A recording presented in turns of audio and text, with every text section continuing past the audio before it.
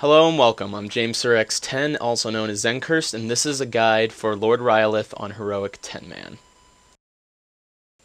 For this fight, we bring 1 tank, 2 healers, and 7 DPS. This guide will assume that you already know the fight on normal and will not be discussing the mechanics presented in the normal version, but only the new mechanics in the heroic version, and significant changes to previously existing mechanics.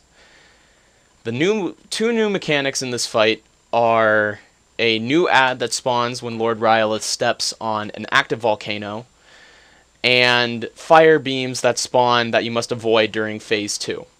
Mechanics that have been slightly changed include the Molten Armor debuff Lord Rhyolith gains for stepping on an inactive volcano that is now 20% per inactive volcano, 2 stacks, that now deals increasing fire damage 20%.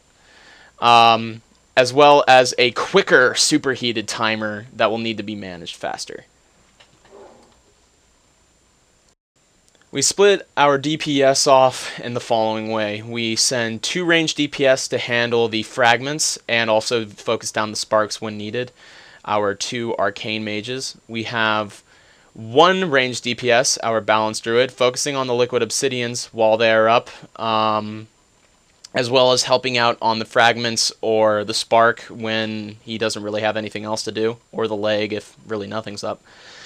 And we have 4 DPS, 2 ranged, 2 melee, although it doesn't matter whether it's ranged or melee on the legs, to drive him. We do have 1 of the DPS on the legs switch to the spark when it spawns, in order to get it down quick enough for the tank to be able to go pick up the fragments without endangering the lives of those near the fragments. You'll also notice that we stack up in the middle when possible. I'm not doing it right now because I'm helping driving and I have a dead zone. But you'll also notice that flows are still around. Keep in mind the flows now can pretty much, yeah, see right there, nearly one-shot me, takes out half my health, and that's with barely any fire debuffs up, so they will pretty much murder you.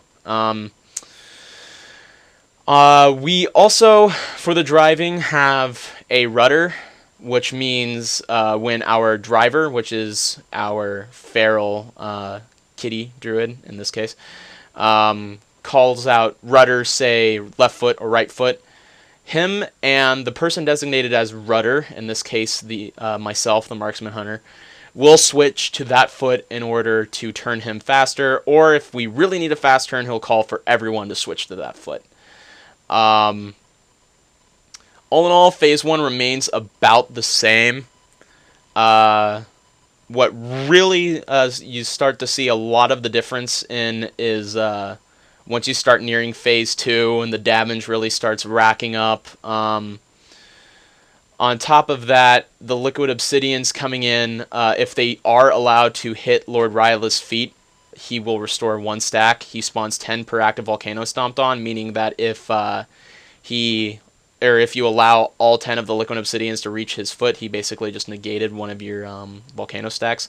Luckily, these things are slowable, stunnable, etc., and move very slowly in the first place. So usually, even if all 10 reach him, you'll have enough time to nuke him with the reduced stacks to make it worth it. The biggest change is, instead of just DPSing the legs until Phase 2 begins and everyone else just kind of tries to manage, we Bloodlust shortly before, I believe it's 10 seconds before the 4th spark, and all DPS switch to a single leg in an attempt to burn it down to reach Phase 2. As you'll see, we just did that right now. So we'll all focus down on a single leg, try to get him into Phase 2 before our tank is overwhelmed by the fragments and the spark that's about to spawn. Once he reaches Phase 2, you'll notice that the damage output in it is a lot higher. In normal version, it's pretty easy to manage, but in heroic version, it will kill you quite quickly. In fact, we rotate cooldowns, usually a couple tranquilities as well as aura mastery, etc., to keep people's defenses alive. Personal cooldowns like deterrence for hunters, ice block for mages if it's really necessary, etc. As you'll see here, he now spawns fire beams. These will do heavy fire damage if you allow them to hit you. You can pretty much just move around to avoid them. He'll still stomp, which hurts a lot. On top of that, superheated is now a much bigger threat. It'll stack much quicker and deals much more damage. In fact, just having one stack of superheated, as you see here, is nearly killing us. And then he gets a second one, and that's this stomp right here just pretty much almost annihilates us. But we are able to finish him and take him down. So yeah, manage the liquid obsidians. Make sure not too many of them reach him. Make sure that you are hitting the active volcanoes, trying not to hit inactive volcanoes to overwhelm your healers, and rotate cooldowns during phase 2 and avoid the fire beams. Here is our team composition, and please hit the subscribe button below, and it will really help us out. Thank you, and we'll see you at the next boss.